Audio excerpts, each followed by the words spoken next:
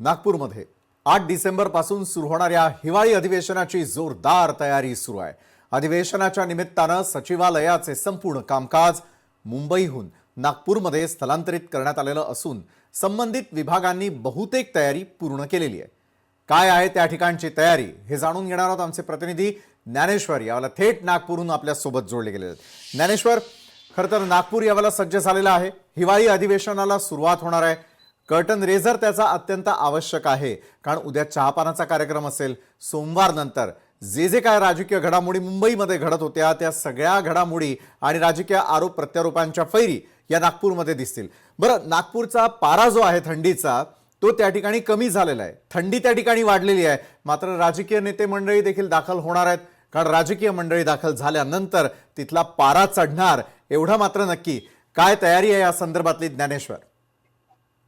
अगदीच विशाल सर, आपण सांगितल्याप्रमाणे 4 दिवसाआधीच मुख्यमंत्र्यांचं सचिवालय नागपूरमध्ये दाखल झाले आणि प्रत्यक्षामध्ये विधान भवनामध्ये या ठिकाणी दाखल होऊन प्रत्यक्षात जे काही कामकाज असेल ते कामकाज या ठिकाणी करायला सुरुवात झाली आहे। मात्र उद्या मुख्यमंत्री देवेंद्र फडणवीस असतील, उपमुख्यमंत्री एकनाथ शिंदे आणि अजित पवार हे सर्वजण जे आहेत ते या ठिकाणी नागपूरमध्ये दाखल होतील। उद्या सायंकाळी मुख्यमंत्र्यांचे निवासस्थान असलेल्या रामगिरी येथे जे आहे ते सायंकाळी चहापानाचा कार्यक्रम देखील विरोधी पक्षांच्या आमदारांसाठी या ठिकाणी ठेवण्यात आलेला आहे। मात्र उद्या दुपारी महाविकास आघाडीची पत्रकार परिषद होण्याची शक्यता आहे। त्यानंतर ते चहापान चा जो काही निमंत्रण आलेलं आहे सरकारच्या वतीने ते स्वीकारतात का की त्यावर बहिष्कार टाकतात हे देखील पाहणं अत्यंत महत्त्वाचं असणार आहे। सोबतच उद्या विधानसभेचे जे अध्यक्ष आहेत ते सुद्धा उद्याच नागपूरमध्ये जे आहे ते एकूण दाखल होणार आहे। त्यामुळे सोमवारपासून जे आहे ते या अधिवेशनाला खऱ्या अर्थाने सुरुवात होणार आहे आणि अगदी अल्प काळाचा हा अधिवेशन यंदाचं या ठिकाणी असणार आहे।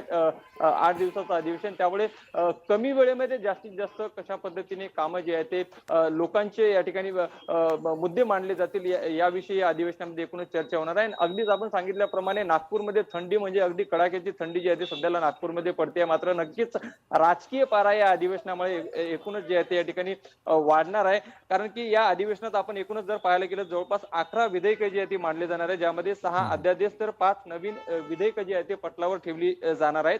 आणि अत्यल्प काळाचा हा अधिवेशन 7 दिवसाचं असल्यामुळे जे आहे ते अगदी रात्री उशिरापर्यंत सुद्धा विधानसभेचे आणि विधान परिषदेचे असे दोन्ही सभागृहाचे कामकाज जे आहे ते या ठिकाणी चालण्याची शक्यता आहे। एकूणच सध्याला तयारी जर पाहायला जर गेली तर नागपूरमध्ये अधिवेशन काळामध्ये सिव्हिल लाईन परिसरातील जेवढेही शासकीय निवासस्थानं असतील या निवासस्थानाची जे आहे ते मागील महिन्याभरापासून जे आहे ते रंगरांगोटी आणि दुरुस्तीचं कामकाज जे आहे ते सुरू होतं, ते अंतिम टप्प्यात आणि अगदी शेवटच्या टप्प्यामध्ये आले आहे। विधान भवन जे आहे ते अगदी सज्ज झालेले आहे। सर्व कर्मचाऱ्यांनी आपापली दालनं जे आहे ते या ठिकाणी स्वीकारलेली आहे आणि आपले कामकाज त्यांनी सुरू केलेलं आहे। एकूणच विधान भवनाला सुद्धा रंगरंगोटी करण्यात आहे आणि विधान भवनातील सभागृह जे आहे सभागृहामध्ये अत्याधुनिक साहित्य सामग्री जी आहे ते यावर्षी सुद्धा या ठिकाणी एकंदरीत लावण्यात आले आहे। त्यामुळे नक्कीच जे आहे ते आरोप प्रत्यारोपाने जे आहे ते अगदीच हे अधिवेशन एकंदरीत करणार आहे, कारण की राज्यातील बहुतांश असे मुद्दे आहेत जे विरोधी पक्ष जे आहे ते विरोधी पक्षाच्या वतीने या ठिकाणी मांडले जाणार आणि सरकारला एकूण जे आहे ते घेरलं जाण्याचा प्रयत्न केला जाणार आहे। बरोबर आहे ज्ञानेश्वर, तुम्ही आमच्या सोबत असेच जोडलेले राहा, कारण नागपूरबद्दलची असलेली उत्सुकता ही महाराष्ट्रातल्या तमाम प्रेक्षकांना आहे। बरं, या अधिवेशनादरम्यान दोन्ही सभागृहांमध्ये एकूण 11 विधेयकं मांडल्याची माहिती मिळते। ते कोणते असू शकतात हे जाणून घेण्याआधी नागपुरातील हिवाळी अधिवेशनाचं वेळापत्रक नेमकं कसं आहे ते आपण सुरुवातीला पाहणार आहोत। तर हिवाळी अधिवेशनाचं वेळापत्रक यावरती एक नजर। 8 डिसेंबर पासून नागपुरात म्हणजे येत्या सोमवार पासून हिवाळी अधिवेशनाला सुरुवात होतीये। 14 डिसेंबर पर्यंत अधिवेशन सुरू राहील। 13 डिसेंबरला शनिवार आहे, 14 डिसेंबरला रविवार आणि सुट्टीच्या दिवशी देखील मात्र कामकाज सुरू राहील।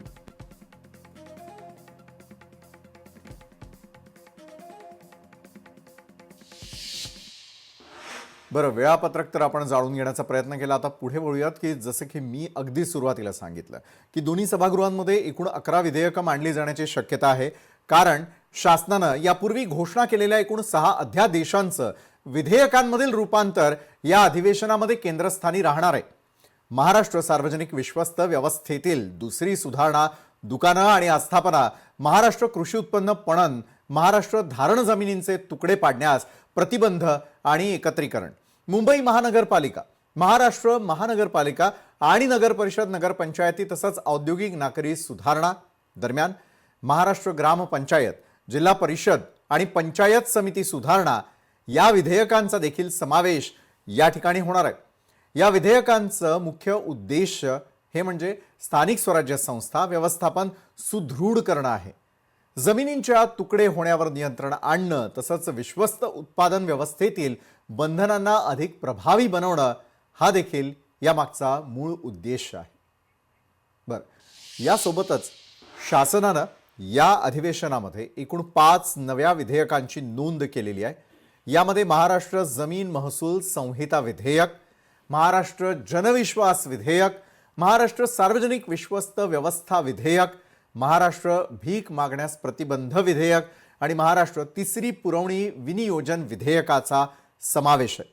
बरं, या विधेयकांमध्ये महसूल, सामाजिक सुरक्षा, वित्त व्यवस्थापन, भीक वृत्ती नियंत्रण तसंच विश्वस्त व्यवस्थेतील पारदर्शकता वाढवणाऱ्या तरतुदी आहेत आणि त्यामुळे यांची सर्वदलीय पातळीवरती सखोल आणि गंभीर चर्चा होण्याची शक्यता आहे। या अधिवेशनात शासकीय धोरणांच्या महत्त्वाच्या विचारसरणीवरती संपन्न होणाऱ्या ही चर्चा पुढील काळात राज्याच्या विकासासाठी निर्णायक ठरणार आहे। तर आता वळूयात आपल्या महत्त्वाच्या मुद्द्याकडे, ज्याकडे सगळ्यांचंच लक्ष लागलेलं आहे आणि ते म्हणजे यंदाचं अधिवेशन हे नेमकं कोणत्या मुद्द्यांनी गाजणार आहे। तर गेल्या दिवसांमधील घडामोडींचा आढावा घ्यायचा झाला तर या संपूर्ण प्रकरणांमध्ये कुठले मुद्दे सर्वाधिक चर्चेचे ठरतील, कोणते मुद्दे हे हिवाळी अधिवेशन तापवणारे ठरतील? मतदार याद्यांच्या घोळाचा मुद्दा, पार्थ पवारांचा जमीन व्यवहार प्रकरण, नाशिकच्या तपोवनातील वृक्षतोडीचा मुद्दा, नाशिकच्या तपोवनातील वृक्षतोडीचा आणि त्यासोबत मुद्दा हा मराठवाड्यातील शेतकरी मदतीचा सुद्धा त्या ठिकाणी तापताना दिसेल। शेतकरी कर्जमाफीचा मुद्दा तर तापेलच, त्याच्या सोबतीला महिला अत्याचार आणि गौरी गरजे प्रकरण देखील या ठिकाणी तापणार यामध्ये शंका नाही। मुंबईतील मराठी अमराठीचा वाद, महायुतीतील नाराजी आणि निधी वाटपाचा मुद्दा,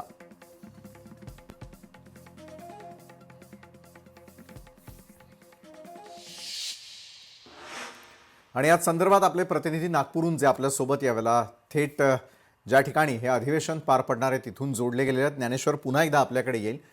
ज्ञानेश्वर, खरं तर सरकार म्हणजेच सत्ताधारी आणि विरोधक एकमेकांवरती आरोप प्रत्यारोप करत असतात। जसं तुम्ही मगाशी उल्लेख केला की अल्पावधीचं असलेलं हे अधिवेशन मुळात आधीपासूनच चर्चेत आहे, कारण दिलेला वेळ पुरेसा नसल्याची ओरड विरोधकांकडून होते। मात्र विरोधक देखील कंबर कसून येणार, विविध मुद्द्यांवरती सरकारला घेरण्याचा प्रयत्न करणार।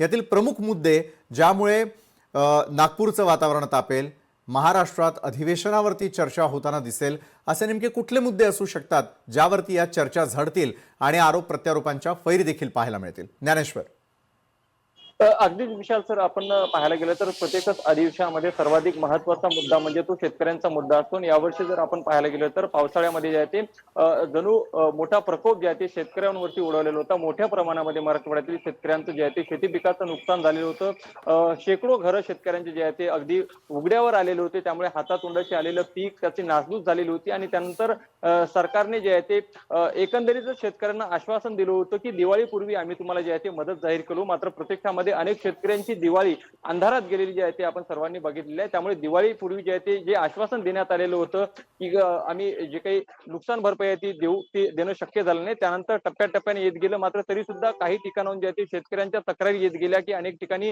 पंचनामे व्यवस्थित होत नाही। नागपूर जिल्ह्याचं जर पाहायला गेलं तर नागपूर जिल्ह्यामध्ये अनेक ठिकाणी जे आहे ते काही जे ग्रामीण स्तरावरील जे अधिकारी आहे, ग्रामसेवक असतील, तलाठी असतील, यांच्या माध्यमातून जे आहे ते पंचनामा करण्यासाठी जे आहे ते शेतकऱ्यांना पैसे मागितल्याचा आरोप आणि काही तक्रारी सुद्धा या ठिकाणी करण्यात आलेला आहे। त्यामुळे नक्की जे आहे ते शेतकऱ्यांच्या मुद्द्यावरून जे आहे ते विशेषतः जे आहे ते विरोधक जे आहे ते यावेळेस सरकारला घेरण्याची शक्यता आहे। सोबतच सध्याला चर्चेला असलेलं पुणे येथील जमीन घोटाळा प्रकरण, ज्यामध्ये उपमुख्यमंत्री अजित पवार यांचे पुत्र पार्थ पवार यांचे संबंध जे आहे ते याच्याशी जोडले जात आहे। त्यामुळे हे प्रकरण सुद्धा पुन्हा जे आहे ते एकंदरीत तापण्याची शक्यता आहे। पार्थ पवारला कुठतरी जे आहे ते पाठीशी घालण्याचं काम केलं जाते, असं वारंवार जे आहे ते विरोधकाकडनं जे आहे ते आरोप प्रत्यारोप केलं जात होतं। आणि तेच मुद्दा जे आहे ते पुन्हा आता जे आहे ते अधिवेशनामध्ये या ठिकाणी जे एकंदरीतच गाजण्याची जी आहे ती शक्यता आहे आणि त्याचे उत्तर देखील सरकारला जे आहे ते या ठिकाणी द्यावे लागणार आहे. आणि सोबतच महसूलमध्ये जे आहे ते मोठ्या प्रमाणामध्ये भ्रष्टाचार आणि घोळ आणि अनेक जमिनीचे गैरव्यवहार झाल्याचा आरोप जे आहे ते आजच काँग्रेसचे नेते विजय वडेट्टीवार यांनी एकंदरीत केला आहे. ते प्रामुख्याने मुद्दा आम्ही अधिवेशनात मांडणार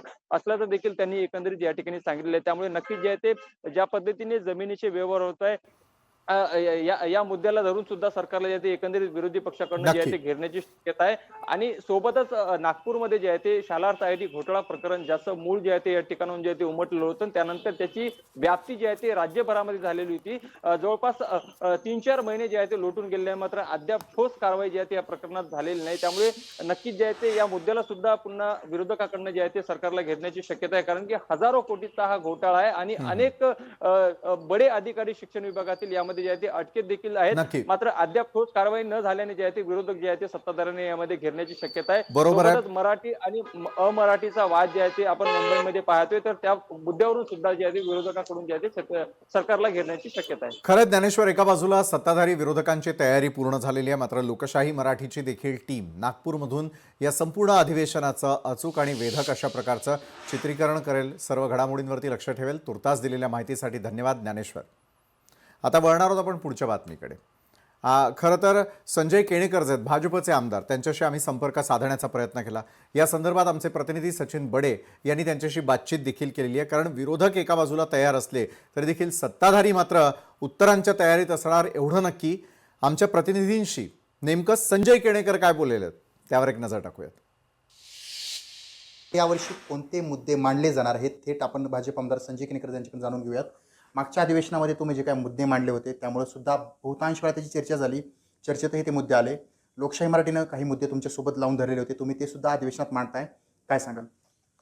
खरं तर मागचा मुद्दा लोकशाहीने फार चांगल्या पद्धतीने उचलला आणि जे लोकांच्या मनात आहे ते लोकशाही खऱ्या अर्थानं त्याला उजागर करण्याचं काम करते.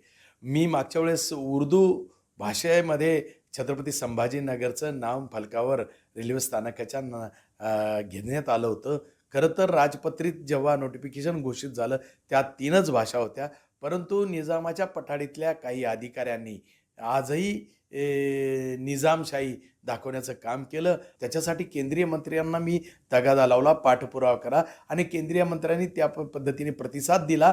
ते नामफलकावरचं उर्दू भाषेतलं नाव त्यांनी पुसून टाकलं. इतिहास मिटवून टाकायचा, प्राचीन मंदिरं संपवून टाकायची ही जी मनोवृत्ती आहे, या मनोवृत्तीला ठेचण्याचं काम मी या अधिवेशनात करणार आहे आणि ते उघड पाडणार आहे. याला मी जबाब विचारला कमिशनरांना की हे असं का घडलं, त्यांना उत्तर देता आले नाही. प्राचीन संस्कृती आणि खऱ्या अर्थानं पौराणिक आमचे जे मंदिर आहे हे आमचे खऱ्या तर अधिष्ठान आहे. सचिन बडे, लोकशाही मराठी, छत्रपती संभाजीनगर. तर संजय केणेकर यांच्याशी बातचीत केल्यानंतर स्पष्टपणे दिसतंय की ते देखील ते उत्तर देण्यासाठी तयार आहेत. दुसरीकडे भाजपचेच आमदार प्रवीण तायडे यांच्याशी सूरज दहाट आमचे प्रतिनिधी यांनी केलेली बातचीत देखील आपण पाहूयात. नागपुरामध्ये जर पाहिलं तर हिवाळी अधिवेशनाला सुरुवात होणार आहे. या संपूर्ण संदर्भात माझ्यासोबत बोलण्यासाठी भाजपाचे आमदार प्रवीण तायडे. तो काय सांगणार, यापूर्वी तुम्ही जिल्हा परिषद गाजवलं, आता थेट विधानसभेमध्ये तुम्ही पोहोचणार आहेत, कशा प्रकारे अमरावती जिल्ह्यासह तुमच्या मतदारसंघातल्या समस्या तुम्ही मांडणार आहे, नेमके कुठले महत्त्वाचे मुद्दे आहेत? अनेक मुद्दे प्रलंबित आहेत. अपूर्ण प्रकल्प आहेत, वासनी प्रकल्प आहे, राजना प्रकल्प आहे, त्याच्यानंतर राजुरा प्रकल्पाचा समावेश करून घेण्यात आला, म्हणजे त्या गावांचा समावेश त्याच्यात करून घ्यायचा आहे. आणि जो सानुग्रह अनुदान आहे ते सुद्धा त्याचं सुद्धा वाटप झालेलं नाही आहे. त्याच्यामुळं ते येईलच, परंतु लोकांचे निवेदन येतात त्याच्या माध्यमातून मी ते पण उचलणार आहे. वेळोवेळी या मुद्द्याला बगल देण्यात आलेली आहे आणि स्वाभाविक आहे की एक जिल्हा होणार नाही. जे प्रस्तावित जिल्हे आहेत महाराष्ट्रात 21-22 जिल्हे, त्यांचा सुद्धा समावेश जेव्हा एका दमानच सर्वच जिल्हे होईल तेव्हा याचा सुद्धा समावेश होईल. आली गोष्ट पांदन रस्त्याची, तर पांदन रस्त्याचं एक धोरण महाराष्ट्र गव्हर्नमेंटने सन्माननीय देवेंद्रजी फडणवीस साहेब आणि पालकमंत्री चंद्रशेखरजी बावनकुळे साहेब यांच्या नेतृत्वात गठीत केलेलं आहे. एक धोरण ठरवलेलं आहे. त्या धोरणानुसार पांदन रस्ते जवळपास म्हणजे 1200 पांदन रस्ते 1250 पांदन रस्ते माझ्या मतदारसंघातले येतात, ते सुद्धा पूर्णत्वात जाईल याची मला निश्चित. तिथे रोजगाराचा प्रश्न असेल, पांढर रस्त्याचा प्रश्न, ज्या काही संपूर्ण शेतकऱ्यांच्या समस्या असेल आणि ज्या काही सर्वसामान्य नागरिकांच्या संपूर्ण समस्या जे मी या अधिवेशनामध्ये मांडणार असल्याची माहिती जी आहे भाजपचे आमदार प्रवीण तायडे यांनी दिलेली आहे. सूरज दहाट, लोकशाही मराठी, अमरावती. बरं, जसं की तुम्हाला सगळ्यांना माहितीच आहे की हिवाळी अधिवेशन नागपुरातच का भरतं. मात्र ज्यांना माहीत नसेल त्यांनी ते जाणून घेणं देखील महत्त्वाचं आहे की नागपूर करारानुसार दरवर्षी नागपूरमध्ये महाराष्ट्र विधानसभेचं अधिवेशन पार पडत असतं.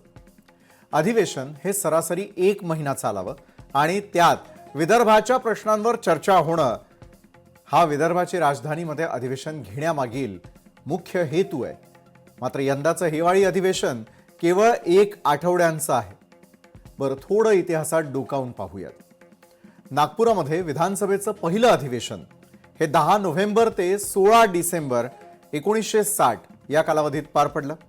तब्बल 27 दिवस चाललेल्या या अधिवेशनानंतर 1968 मध्ये 18 नोव्हेंबर ते 27 डिसेंबर या कालावधीमध्ये 28 दिवस कामकाज झालं, जो आतापर्यंतचा सर्वात मोठा कालावधी मानला जातो. दुसरीकडे 1989 मध्ये 16 ऑक्टोबर ते 20 ऑक्टोबर या कालावधीमध्ये केवळ 5 दिवसांच्या अधिवेशनाला सर्वात कमी कालावधी म्हणून नोंदवलं गेलं. 1986 मध्ये नागपुरामध्ये 2 अधिवेशन पार पडली होती. 6 ते 24 जानेवारी आणि 24 नोव्हेंबर ते 12 डिसेंबर ही घटना एकमेव आहे. बरं, त्यानंतर नागपूर अधिवेशनाचा कालावधी सातत्यानं घटत गेला. 2025चं हिवाळी अधिवेशन हे केवळ 8 ते 14 डिसेंबर या एका आठवड्यापुरतं ठरवलं गेलेलं असून या दरम्यान येणाऱ्या शनिवार आणि रविवार या कामकाजासाठी राखीव ठेवण्यात आलेलं आहे, असं कामकाज सल्लागार समितीच्या बैठकीमध्येच ठरलेलं आहे. तर एकंदरीत नागपूर अधिवेशन, त्याची तयारी, लोकशाही मराठीची टीमही तयार आहे. याच्या सगळ्या बातम्या आपल्यापर्यंत पोहोचवण्यासाठी राज्याचे कौशल्य विकास मंत्री मंगल प्रभात लोढा यांनी केलेल्या एका खळबळजनक वक्तव्यानं राज्याच्या राजकारणामध्ये नव्या चर्चेला उधाण आलं. भाजप देवाभाऊमय तर आहेच, मात्र राज्यातील इतर पक्ष कसे चालतील हे देखील देवेंद्र फडणवीसच चालवतात, असं वक्तव्य लोढा यांनी केल्यामुळे सरकारमधील मित्रपक्ष आणि विरोधकांच्या भुवया उंचावल्या. या वक्तव्यानंतर राजकीय टीका टिप्पणीलाही सुरुवात झाली आहे.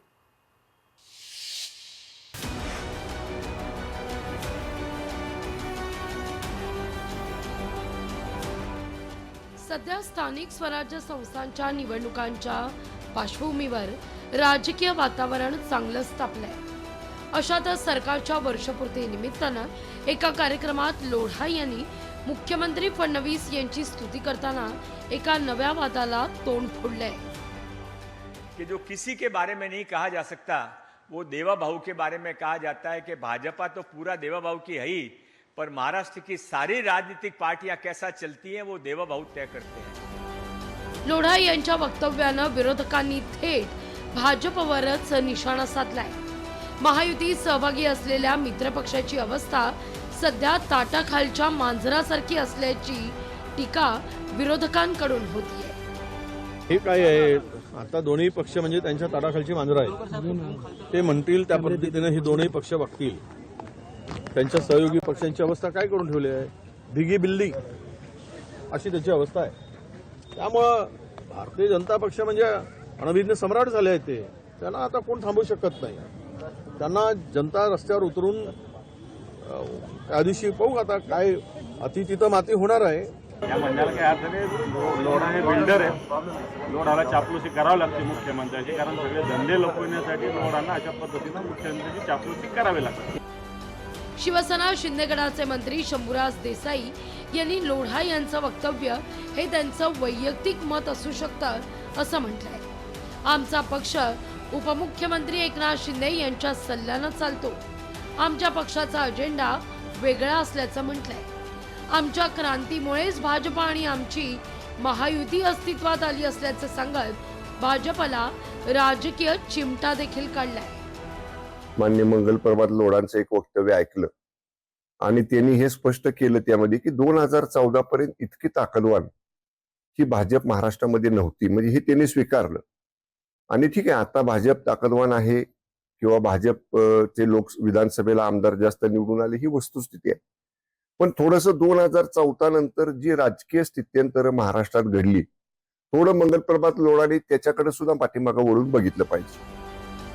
आधी स्थानिक निवडणुकीतील वादामुळे महायुतीत वाद निर्माण झाले. आता या नव्या वादामुळे तीनही पक्षांच्या समन्वय समितीची डोकेदुखी आणखीनच वाढण्याची शक्यता वर्तवली जाते. ब्युरो रिपोर्ट, लोकशाही मराठी, मुंबई.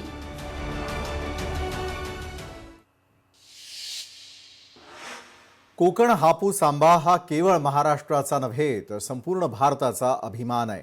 याच्या गोडसर चव आणि ताजेपणामुळे जगभरातही हा आंबा अत्यंत प्रिय मानला जातो. मनमुराद फुललेला हा लालसर रंगाचा आंबा आपल्या मिठाईपासून ते रसामध्ये खास ओळख निर्माण करतो. कोकणच्या दमदार हवामानामुळे आणि मातीतून मिळालेला तो अप्रतिम स्वाद हा कोकण हापूस आंब्याला एक वेगळा दर्जा देतो. हा आंबा इतका प्रसिद्ध आहे की याला फळांचा राजा असं देखील म्हटलं जातं. मात्र आता हापूस आंब्याच्या या लोकप्रियतेला एक मोठा धोका निर्माण झालाय. गुजरात सरकारनं वलसाड हापूस नावानं GI मानांकन मिळवण्यासाठी अर्ज केलेला आहे आणि यामुळे कोकणातील आंबा बागायतदारांच्या चिंतेत वाढ झाली आहे.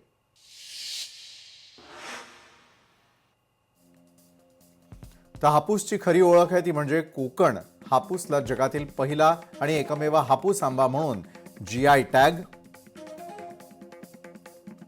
GI टॅगमुळे या ब्रँडला आंतरराष्ट्रीय पातळीवर मान्यता.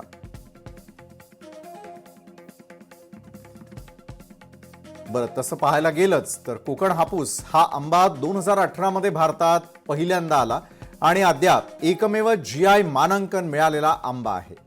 हे मानांकन कोकणामधील आंबा उत्पादकांना आर्थिक सुरक्षितता आणि बाजारपेठेमध्ये विशिष्ट ओळख मिळवून देतो. त्यामुळे या GI टॅगमुळे कोकण हापूसला संपूर्ण जागतिक स्तरावरती एक खास स्थान प्राप्त झालंय. या मानांकनामुळेच कोकणातील शेतकऱ्यांना बाजारात त्यांच्या उत्पादनासाठी चांगला भाव आणि ओळख मिळालेली आहे. गुजरातच्या वलसाड जिल्ह्याचं गांधीनगर आणि नवसारी विद्यापीठांनी 2023 मध्ये वलसाड हापूस नावानं GI मानांकनासाठी अर्ज केलेला आहे आणि त्यावर पहिली सुनावणी 30 ऑक्टोबर 2025 रोजी पार पडली. यासाठी सादर करण्यात आलेल्या कागदपत्रांची सध्या चौकशी सुरू आहे आणि या अर्जामुळे कोकण हापूस आंब्याचा बाजार आणि त्याचा दर्जा मात्र धोक्यात येऊ शकतो अशी कोकणातील शेतकऱ्यांची आणि आंबा उद्योगातील संघटनांना चिंता सतावतीये. कशी पाहूयात. नैसर्गिक खतांचा जास्तीत जास्त वापर करून सिंधुदुर्ग, रत्नागिरी, रायगड, ठाणे, पालघर या 5 जिल्ह्यामध्ये आज मोठ्या प्रमाणात हापूसची लागवड होत आहे. येथील शेतकऱ्यांनी घेतलेले कष्ट आणि त्यांच्या आसेकडे असलेलं व्हिजन यामुळे या आंब्याला केंद्र सरकारने भौगोलिक नामांकन देखील दिलेले आहे. असं असताना दुसरीकडे गांधीनगर आणि नवसारी विद्यापीठांनी वलसाड हापूसला भौगोलिक नामांकन मिळावं म्हणून अर्ज केलेला आहे. या माध्यमानं महाराष्ट्र राज्य आंबा उत्पादक संघाचा अध्यक्ष म्हणून आपल्याला सांगू इच्छितो की अशा प्रकारचे कोकण हापूसचं भौगोलिक नामांकन अबाधित ठेवण्यासाठी आम्ही समाजाच्या सर्व थरात लढा देऊ. वलसाड सुरत विद्यापीठाने हापूस आंब्याच्या मानांकनासाठी प्रयत्न चालवले आहे असं लक्षात येत आहे, परंतु हा पूर्णपणे कोकणावर अन्याय आहे. खरा हापूस आंबा हा सिंधुदुर्ग आणि रत्नागिरीमध्येच आहे. आज जगामध्ये जो एक्सपोर्ट आंबा होतो आहे हापूस म्हणून तो या ठिकाणी आमच्या 2च जिल्ह्यातला आहे. त्यामुळे आज या ठिकाणी महाराष्ट्र व इतर उर्वरित महाराष्ट्रात किंवा कर्नाटक या ठिकाणी आज गुजरातमध्ये मोठ्या प्रमाणात हापूस आंब्याची लागवड झालेली आहे. त्याला विरोध नाही, परंतु आमचा हापूस आंबा म्हणून जर या ठिकाणी कोणी या ठिकाणी मानांकनासाठी प्रयत्न करत असेल तर कोकणातला शेतकरी त्याला विरोध केल्याशिवाय राहणार नाही. आमच्या हापूसला मिळालेलं जे महाराष्ट्र शासनाचं मानांकन आहे हे मानांकन कायम राहून रत्नागिरी सिंधुदुर्ग जिल्ह्यातीलच शेतकऱ्यांना ह्याचा आर्थिक फायदा झाला पाहिजे. याआधी 2022 मध्ये नारायणगाव कृषी विज्ञान केंद्रानंही हापूस आंबा या नावानं GI मानांकनासाठी अर्ज केलेला होता आणि त्यामुळे या संदर्भात कायदेशीर आणि तांत्रिक चर्चा सध्या जोरात सुरू आहे. कोकणातील आंबा उत्पादकांनी त्यांच्या हक्कांसाठी पाठबळ मिळावं यासाठी त्यांनी सरकारकडे आणि संबंधित संस्थांकडे मदत मागितली आहे. दरम्यान कोकण हापूस आंब्याच्या नावावरचा हा GI मानांकनाचा प्रश्न आताच्या काळातील शेती आणि बाजारपेठेच्या संदर्भात फार महत्त्वाचा ठरू शकतो. स्थानिक उत्पादनांचं संरक्षण आणि त्यांचे हक्क सुनिश्चित करण्यासाठी यावर वेगवान कारवाईची गरज आहे. कोकण हापूसच्या चवीला आणि त्याच्या नावाची कायमस्वरूपी ओळख टिकून राहण्यासाठी सर्व महाराष्ट्रातल्या जनतेनं एकत्र येणं आता काळाची गरज बनलेली आहे. गुजरातनं खरं तर एका बाजूला हापूसवरती दावा केल्यानंतर काही राजकीय प्रतिक्रिया देखील समोर येताना दिसत आहेत. मात्र सत्ताधारी या मुद्द्यावरून आक्रमक न होता कोकणच्या हापूसचा दाखला देत सावध प्रतिक्रिया देताना दिसत आहेत. पहिली गोष्ट अशी आहे, माझं म्हणणं की कुठच्या तरी एखाद्या वाक्यावरनं किंवा एखाद्या बलसाड या नावाच्या आंब्यावरनं तुम्हाला असं वाटतं का देवगड हापूसची चव बाजूला होईल किंवा रत्नागिरी हापूसची चव बाजूला होईल? शेवटी आमची चव जी आहे, मधुर चव जी आहे, ती तशीच राहणार आहे. त्याची तुम्ही देखील चिंता करू नका. आणि बडसाडचा येऊ दे नंतर कर्नाटकचा येऊ दे, आमच्या हापूस आंब्याला, रत्नागिरी हापूसला किंवा देवगड हापूसला कोणीही बाजूला करू शकत नाही. हे जगानं सिद्ध केलेलं आहे. हे प्रयत्न अगोदर देखील झाले, परंतु ह्याच्यावर गुजरातचं आक्रमण आणि काय संबंध आहे? मागणी केलेली आहे, पण शेवटी कोकणातला हापूस आंबा हा ब्रँडच वेगळा आहे. मागण्या कोणी करू शकतं,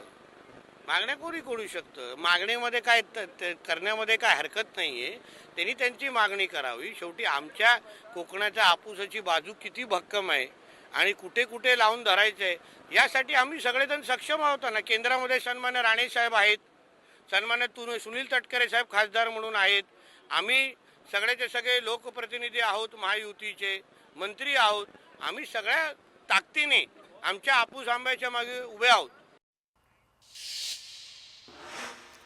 सध्या महाराष्ट्र राज्यामध्ये हृदयाच्या आजारांनी ग्रस्त बालकांची संख्या ही चिंतेची बाब ठरलेली आहे.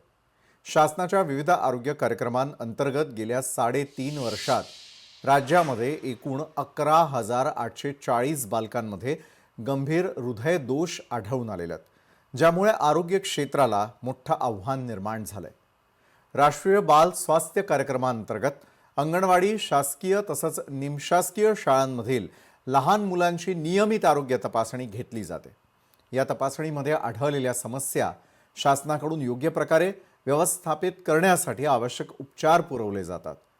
महाराष्ट्रामध्ये 1 एप्रिल 2022 ते सप्टेंबर 2025 या संपूर्ण कालखंडामध्ये 11,840 बालकांना हृदयाचा आजार आढळून आलेला असून त्यापैकी 11,336 बालकांवर शस्त्रक्रिया करून त्यांना नवीन जीवन दिलं गेलेलं आहे.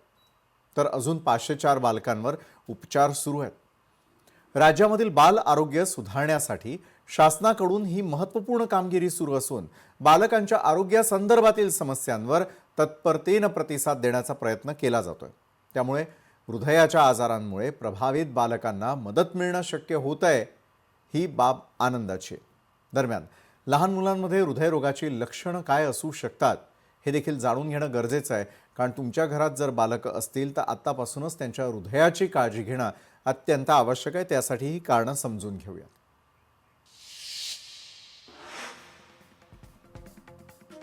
श्वास घेण्यास त्यांना त्रास होतो का यावरती सातत्यानं लक्ष ठेवा. धाप लागत असेल, थकवा येत असेल तरी देखील त्यावर लक्ष ठेवावं लागेल. छातीत दुखणं, लहान मुलांमधील हृदयरोगाची लक्षणं आपण जाणतोय. मळमळ, उलट्या, घाम येणं, वजन वाढणं,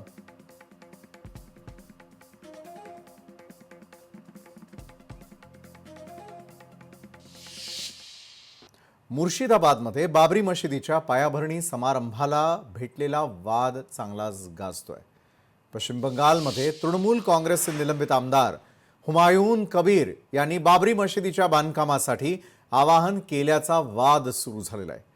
कबीर यांच्या आवाहनानंतर त्यांच्या समर्थकांनी डोक्यावर विटा घेऊन रस्त्यावर उतरून आंदोलन केलं आणि ज्यामुळे परिसरामध्ये गोंधळ उडालाय. या हालचालींमुळे मुर्शिदाबादचा संपूर्ण परिसर तणावग्रस्त झालेला आहे. गावांमध्ये देखील तणावाचं वातावरण निर्माण झाल्याचं वृत्त आहे. याबाबत स्थानिक प्रशासनही सज्ज आहे आणि घटनांवरती नियंत्रण ठेवण्यासाठी पोलीस तैनात करण्यात आले आहेत. दरम्यान भाजपनं हुमायून कबीर यांच्या वक्तव्यावरती तीव्र निषेध नोंदवलाय. त्यांनी हा प्रकार अराजकतेला प्रोत्साहन देणारा आणि कायदा सुव्यवस्थेला धोका पोहोचवणारा असल्याचा आरोप केलाय. हुमायून कबीर यांच्या या कृतीमुळे मुर्शिदाबादमध्ये सध्याचं वातावरण खिंडीत गेलेलं आहे. परिस्थिती कधी नियंत्रणात येईल हे पाहणं महत्त्वाचं ठरणार आहे. आगामी काळात या वादाचा पुढील विकास कसा होतो याकडे सर्वांचं लक्ष लागून राहिलंय.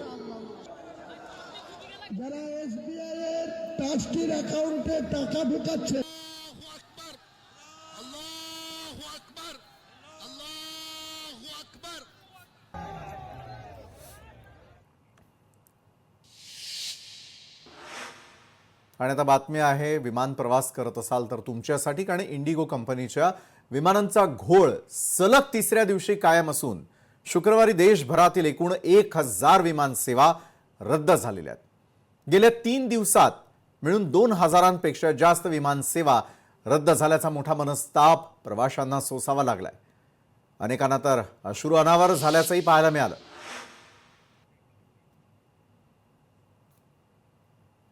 अश्रू अनावर झालेली ही व्यक्ती प्रवासी आहे. चूक एवढीच आहे की प्रवास सुखाचा हो यासाठी इंडिगोमध्ये बुक केलेली फ्लाईट, मात्र ज्या वेळेला तुमचं नियोजन चुकतं आणि तेही इंडिगोच्या ढिसाळ कारभारामुळे चुकतं, त्यावेळेला त्याचा सर्वाधिक फटका हा त्या ठिकाणी इंडिगोनं जाणाऱ्या प्रवाशांना बसताना संपूर्ण देश पाहतोय. बेंगलुरु से मुंबई आए हैं, लेकिन हमारा बैग नहीं आया है और बैग में मेरा पासपोर्ट है, इंटरनेशनल का टिकट है मेरा, बहरीन में जाना है. तो अभी कैसे आएंगे आप? कैसे जाएंगे बहरीन? कब का है बहरीन? अभी उन्हीं से पूछना है कैसे जाएंगे. क्या बोल रहे हैं वो? पता नहीं है उनको कुछ भी. वो बोल रहे 2 दिन बाद का फ्लाइट बुक करा के देंगे और 2 दिन का वो सैलरी भी नहीं देंगे. हम लोग का 1 दिन का 20,000 का नुकसान है उधर का करेंसी का कन्वर्ट करके, तो ये लोग देने वाले के 20,000 पर डे का. मैनेजर को बोला ना, पता नहीं ना, अभी ये लोग करके देंगे कुछ. बुलाओ. तर अनेक प्रवाशांचा अशाच प्रकारे खोळंबा झालेला आहे. अनेकांच्या संतप्त प्रतिक्रिया संपूर्ण देशभरातल्या सोशल मीडियावरती आपल्याला पाहायला मिळत आहे. मात्र या सर्व घडामोडींसंदर्भातली इत्थंभूत माहिती आपल्यापर्यंत पोहोचवण्यासाठी आमच्या प्रतिनिधी भाग्यश्री प्रधान आचार्य आपल्यासोबत यावेळेला जोडले गेले आहेत. भाग्यश्री, खरं तर यावेळेला देखील तुम्ही विमानतळावरती आहात. विमान सेवेवरती कितपत परिणाम पाहायला मिळतोय? बरं, एका बाजूला वीकेंड आहे आणि वीकेंड म्हटला की सर्वाधिक प्रवाशांची संख्या वाढताना दिसून येत असते. अशा वेळेला प्रवाशांनी करायचं काय? इंडिगोकडनं काय नेमकं सांगण्यात येत आहे? बरं, एक तर दिवसभरातलं सगळ्यात इंटरेस्टिंग फॅक्ट म्हणजे मुंबई पुणे या प्रवासासाठी थेट वधारलेले जे रेट्स होते, 1 लाखापर्यंत विमानाचं तिकीट, हे सर्वसामान्यांना त्याचा भुर्दंड सोसावा लागत होता. आत्ताची नेमकी परिस्थिती काय आहे? नक्कीच आपण बघतोय, मी आता विमानतळावरच आहे. एकंदरीत परिस्थिती तशीच आहे. आता 8:30 आपण जर बघितलं तर 8:15 वाजेपर्यंत इंडिगोच्या या तिकीट काउंटरवर प्रचंड मोठी गर्दी झालेली पाहायला मिळाली होती. इतकंच नव्हे तर एकंदरीत जर बघितलं तर 4 महत्वाचे मुद्दे यामध्ये मांडणं अत्यंत गरजेचं आहे. याचा पहिला जो मुद्दा आहे की अजूनही इंडिगोची साईट जी आहे ती कुठेही बंद झालेली नाही. विमानं उड्डाण करतील अशा पद्धतीने साईटवर दाखवलं जातंय. लोक अजूनही बुक करतायत आणि बुक केल्यानंतर मात्र ज्यावेळी लोक प्रवासासाठी एअरपोर्टवर येतात त्यावेळेला फ्लाईट रद्द केल्या जातात, रिशेड्यूल केल्या जातात. रिशेड्यूल केलेल्या फ्लाईट सुद्धा पुन्हा रद्द केल्या जातात. अशा पद्धतीने जी प्रवाशांचा जो खोळंबा आहे तो झालेला पाहायला मिळतोय. अनेक तास म्हणजे जवळपास 7 ते 8 तास लोकांना बॅगेज जे आहेत ते मिळत नाहीयेत. पैसे जे आहेत लोकांनी तिकिटासाठी, प्रवाशांनी तिकिटासाठी जे पैसे दिलेले आहेत ते पैसे सुद्धा परत मिळत नाहीयेत. 10 ते 15 दिवस लागतील पैसे परत मिळायला असं सांगितलं जात आहे. यामध्ये सगळ्यात एक महत्वाची गोष्ट म्हणजे की ज्या पद्धतीने विविध गोष्टी समोर येतात त्यामध्ये एक गोष्ट आता समोर येते, जे 2 पायलट संघटना आहेत ज्या अत्यंत महत्वाच्या आहेत आणि नोंदणीकृत अशा पायलट संघटना आहेत, ते असं म्हणतायत की जवळपास 6% उड्डाणं जी आहेत ती डिसेंबर मध्ये इंडिगोने वाढवली. पायलट जे भरती करणं होतं ते भरती केले नाहीत. जे नियम लागू केले होते हे नियम यांना पाळायचे नाहीत आणि आता ज्या पद्धतीने ते सरकारकडे याचना करतायत आणि सरकार त्यांना ज्या पद्धतीने पुन्हा एकदा सांगतंय की तुम्हाला आम्ही सूट देतो, हे सुद्धा एक कट आहे अशा पद्धतीची भाष्य सध्या पायलट संघटना करताना पाहायला मिळतात. त्यामुळे पायलट यांचं असं म्हणणं आहे की जर आम्हाला सुट्ट्या मिळत नाहीयेत, आम्ही थकतोय, आम्ही कशा पद्धतीने उड्डाण करतोय आम्हाला आमचं माहिती. अशा परिस्थितीमध्ये जर अपघात झाला तर नेमकं जबाबदार कोण अशा पद्धतीचा प्रश्न देखील पायलट विचारताना पाहायला मिळत आहेत. त्यामुळे याच एका विषयावर आपण बघतोय की इंडिगोचे शेअर्स जे आहेत ते देखील कमी झालेले पाहायला मिळत आहेत. 6,225 हा सगळ्यात उच्चांकी गाठलेला शेअर होता, जो आता जवळपास 3 ते 4% घसरलेला आहे. अद्यापही लोकांना होप्स आहेत की कुठेतरी इंडिगो नीट चालू होईल, मात्र इंडिगोकडनं कुठल्याही पद्धतीच्या गोष्टी सांगण्यात येत नाहीयेत, सूचना देण्यात येत नाहीयेत. आता देखील आपण त्यांना विचारण्याचा प्रयत्न केला की मला सोमवारी जोधपूरला जाण्याचे फ्लाईट दिसतायत, तर नेमकं बुकिंग करायचं की नाही, तर यावर त्यांना काहीही उत्तर देता आलेलं नाहीये. त्यामुळे त्यांचं असं म्हणणं आहे की आम्हाला विचारू नका, आम्हाला कॉल करा, आम्ही इथे सगळं सांगायला तुम्हाला बांधील नाही, अशा पद्धतीची उत्तरं प्रवाशांना दिली जात आहेत. त्यामुळे सगळ्यात चीप असलेलं इंडिगो फ्लाईट आता प्रवाशांसाठी अत्यंत हा जो विमान प्रवास आहे महाग झालेला आहे. का तर इंडिगो फ्लाईटचा या प्रॉब्लेममुळे आपण बघतोय की जसं तुम्ही म्हणालात मुंबई ते पुणे जो फ्लाईट प्रवास आहे तो अत्यंत महागडा झालेला आहे. संपूर्ण देशात जायचं असेल तर दिल्ली पर्यंत जवळपास 27,000 ते 28,000 पर्यंत ही तिकीटं गेलेली आहेत. त्यामुळे इतर फ्लाईटने देखील या संदर्भात विचार करणं आता आवश्यक असल्याचं पाहायला मिळतंय. बरोबर आहे भाग्यश्री, अत्यंत महत्त्वाची माहिती तू दिलीस की एका बाजूला प्रवाशांचा होणारा खोळंबा, ब्रँड म्हणून इंडिगोचं खराब झालेलं नाव आणि त्याचबरोबर प्रवाशांना बसलेल्या फटक्यानंतर त्यांना होणारा मनस्ताप, या सर्वच गोष्टी खरोखर देशभरातल्या अनेक प्रवाशांना डोकेदुखी ठरलेल्या आहेत. धन्यवाद तुम्ही दिलेल्या या सविस्तर माहितीसाठी. खरं तर विमान सेवा 10 ते 15 डिसेंबर दरम्यान पूर्ववत होईल असा दावा कंपनीचे मुख्य कार्यकारी अधिकारी पीटर एल्बर्ज यांनी केलेला आहे. इंडिगो विमान सेवा विस्कळीतचा प्रवाशांना फटका बसतोय.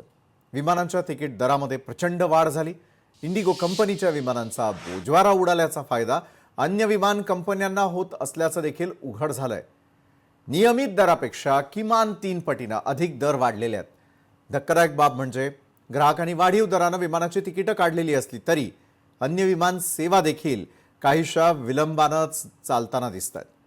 इंडिगोच्या ताफ्यात सर्वाधिक विमानं आहेत आणि देशातील प्रमुख विमानतळांवरील त्यांच्या स्लॉटमध्येच ती उभी आहेत आणि त्यामुळे ती विमानं तिथून हलवल्याशिवाय अन्य विमानांना ते स्लॉट उपलब्ध होण्यास अडचण होते आहे. परिणामी अन्य विमान सेवा देखील काहीशा विलंबानंच उड्डाण करताना दिसत आहेत. तर या विषयामध्ये पुढे जाण्याआधी विमानांचे वाढलेले तिकीट दर तुमच्याकडे नोंदवून ठेवा. तर मुंबई ते पुणे विमान प्रवासाचा दर 67,500 रुपये. मुंबई ते दिल्ली विमान तिकीट 55,000 ते 72,000 रुपये. मुंबई ते बेंगळुरू विमान तिकीट 40,000 रुपये. मुंबई ते चेन्नई, हैदराबाद किंवा कोलकाता या ठिकाणांची जर विमान सेवा तुम्ही पाहणार असाल तर तुम्हाला मोजावे लागणार आहेत तब्बल 50,000 रुपये.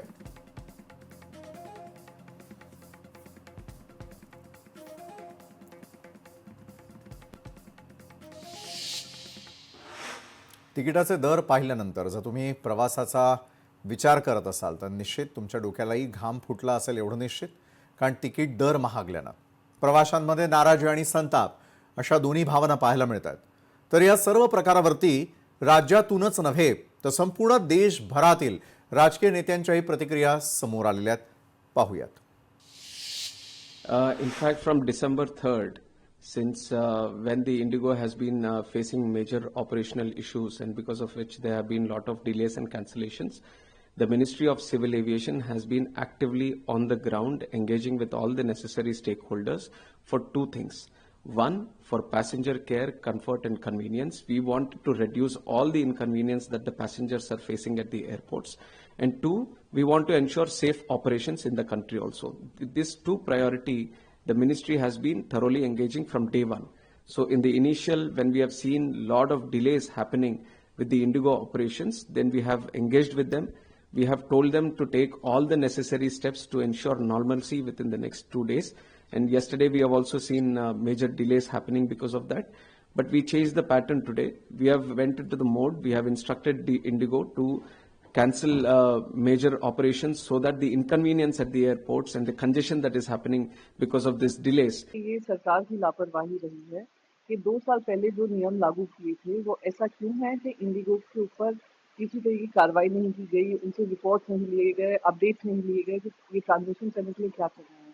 क्योंकि ये जो पर्टिकुलर रेगुलेशन था वो क्रू सेफ्टी के ध्यान में रखता था, क्रू की मेंटल हेल्थ को ध्यान में रखता था कि उनको वो जो रेस्टिंग आवर्स मिलने चाहिए वो एडिक्वेट हों। अब आपने पूरी पैसेंजर्स को डिस्ट्रेस में डालकर इतनी 1000 से ज्यादा फ्लाइट्स कैंसिल करने के बाद सरकार को प्रेशर में डालकर आपने वो उसको वापस लिया है। तो यानी आज हमने ऐसी सिचुएशन कर दी है जहाँ पे सिर्फ 2 एयरलाइन है, एक फुल सर्विस एयरलाइन है एयर इंडिया, दूसरी बजट एयरलाइन है इंडिगो। इंडिगो जिसके पास 60% मार्केट शेयर है और आज उसने 3 दिन से लगातार तहस नहस जिंदगी की हुई है। पार्लमेंटमध्येही हा मुद्दा आम्ही सगळ्यांनी उचललेला आहे. इंडिगोवर भारत सरकारने ऍक्शन दिली पाहिजे आणि जे सरकारने क्लॅरिफिकेशन पार्लमेंटमध्येही दिलं पाहिजे की एवढा विस्कळीतपणा झाला कसा. त्याच्यात पेशंट्स होते, अनेक लोकांच्या घरातले कोणी दगावलं होतं ते पोहोचू शकले नाहीत, कुणाच्या घरात लग्न कार्य होतं, काही स्टुडंट शिक्षक होते, काही विद्यार्थी होते. हा जो विस्कळीतपणा आणि कुठलाही आधी नोटीस न सांगता करोडो रुपयाचाही वेळही आणि प्रचंड गैरसोय झालेली आहे. इंडिगोकडून आम्हाला ही अपेक्षा नव्हती. आम्ही सगळे विश्वासाच्या नात्याने त्या एअरलाईन बरोबर जात होतो. पण एक गोष्ट प्रकर्षाने जाणवली की कस्टमर इज किंग. त्याच्यामुळे भारत सरकारने आता अजून इंडिगोसारख्या 5 एअरलाईन्स केल्या पाहिजेत ज्याच्यातून एकाकडे असा कुठलाही कंट्रोल राहता कामा नये. इंडिगो एअरलाइन्स विमानं रद्द होत असल्यामुळे भारतामधल्या विमानतळांवर आणीबाणी सदृश्य परिस्थिती निर्माण झाली. एअरपोर्टवर लोकांची तुडुंब गर्दी पाहायला मिळते. रद्द झालेली उड्डाणं आणि प्रवाशांची वाढती मागणी लक्षात घेता भारतीय रेल्वे प्रवाशांची संकटमोचक बंदी. रेल्वेनं एकूण 37 गाड्यांमध्ये 116 अतिरिक्त कोचेस वाढवण्याचा निर्णय घेतला, ज्यामुळे संपूर्ण देशभरामध्ये 114 पेक्षा जास्त वाढीव फेऱ्या चालवल्या जाणार आहेत. कसं केलंय रेल्वेनं या संदर्भातलं नियोजन तेही तुम्ही जाणून घ्या.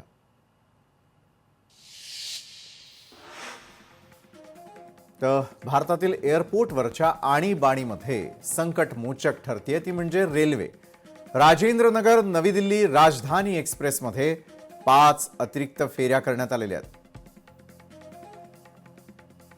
उत्तर रेल्वेनं 8 प्रमुख गाड्यांमध्ये अतिरिक्त एसी आणि चेअर कार जोडल्यात. दिल्ली मुंबई मार्गावर पश्चिम रेल्वेचा मोठा उपक्रम आहे. पश्चिम रेल्वेनं 4 प्रमुख गाड्यांमध्ये 3 एसी आणि 2 एसी कोच जोडले. बिहार दिल्ली मार्गावर ECRनं एसी सीट्स वाढवल्यानं दिलासा मिळालाय. तर रेल्वेनं 4 विशेष गाड्याही चालवल्यात.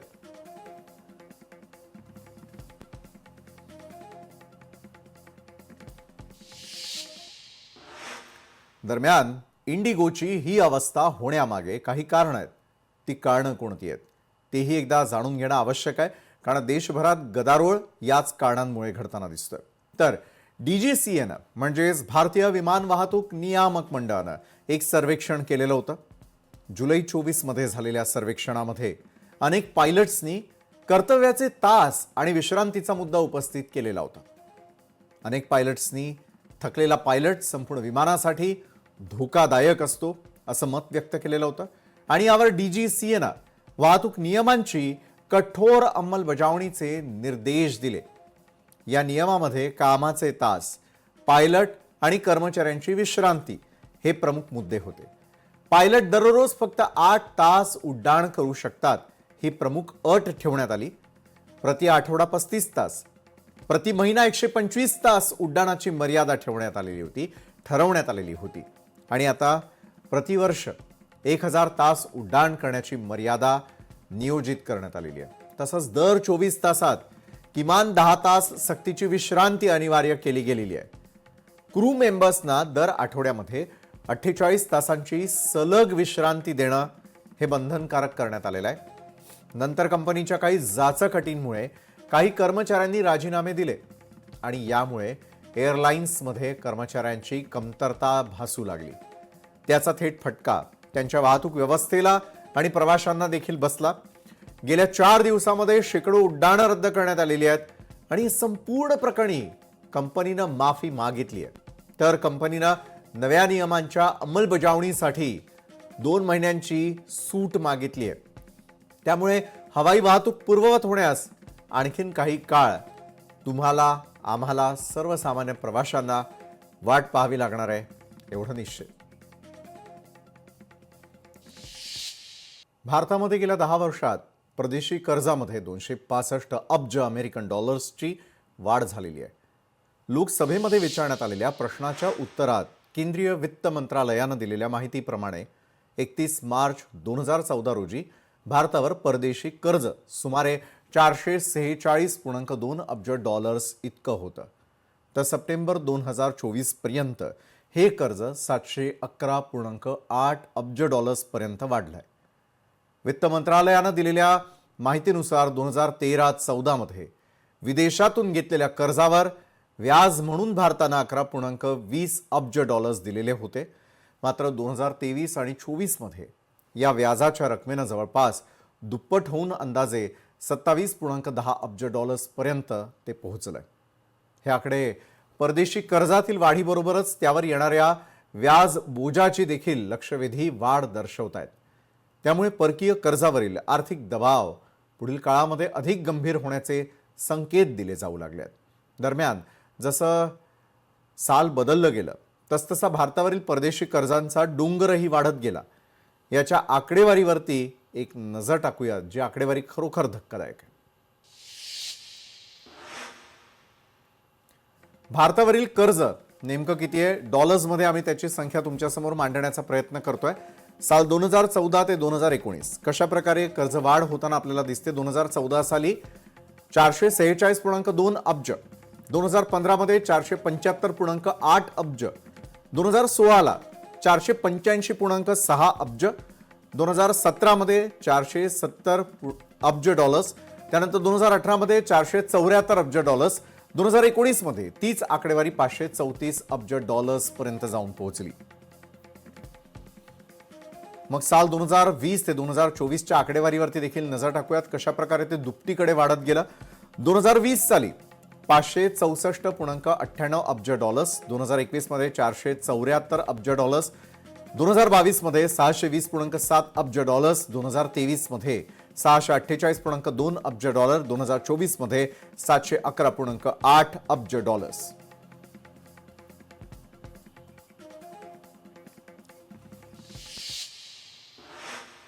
देशावरील कर्जाची ही आकडेवारी पाहिल्यानंतर प्रत्येक भारतीयावरती किती कर्ज होतं त्याचा देखील आलेख जर तुम्ही पाहिला तर निश्चित लक्षात येईल प्रत्येकाच्या डोक्यावर किती कर्ज आहे.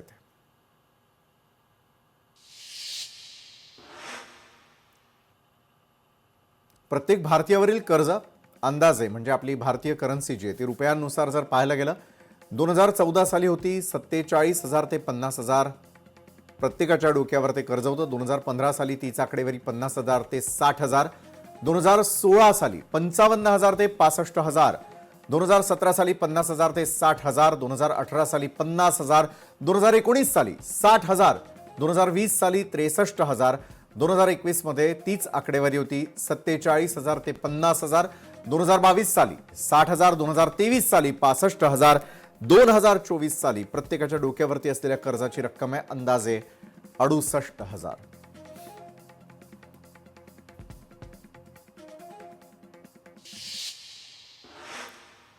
अमेरिकेचे राष्ट्राध्यक्ष डोनाल्ड ट्रम्प यांना जागतिक फुटबॉल प्रशासकीय संस्था फिफानं त्यांच्या नवीन स्थापन केलेल्या फिफा शांतता पुरस्कारानं सन्मानित करण्यात आलंय. जरी ट्रम्प यांचा नोबेल शांतता पुरस्काराचं स्वप्न पूर्ण झालं नसलं तरी त्यांना फिफानं मात्र शांतता पुरस्कार देऊन त्यांचा सन्मान केलेला आहे. फिफाचे अध्यक्ष जियानी इन्फॅन्टिनो यांनी ट्रम्प यांचे औपचारिक स्वागत करताच हा पुरस्कार जाहीर केला. पुरस्कार देत असताना ट्रम्प यांनी आनंदानं तो घेतला आणि लगेच आपल्या गळ्यात अडकवला देखील.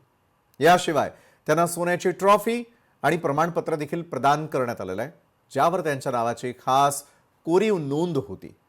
प्रमाणपत्रामध्ये ट्रम्प यांनी जगात शांतता आणि एकता वाढवण्यासाठी केलेल्या निरंतर प्रयत्नांचे सविस्तर वर्णन करण्यात आलेले आहे. पुरस्कार प्राप्तीनंतर ट्रम्प अत्यंत उत्साही दिसून आले. त्यांनी याबाबत बोलत असताना त्या पुरस्काराला आपल्या आयुष्यातील सर्वात मोठा सन्मान मानलेला आहे. खास करून त्यांनी आपल्या कुटुंबियांचे, विशेषतः पत्नी मेलोनियांचे आभार मानलेले आहेत. तसंच यजमान देश कॅनडा आणि मेक्सिकोच्या नेत्यांचं कौतुक करत त्यांनी सांगितलं की हा पुरस्कार या तिन्ही देशांसाठी सकारात्मक आणि ऐक्यपूर्ण प्रयत्नांना नवचैतन्य देणारा ठरणार आहे.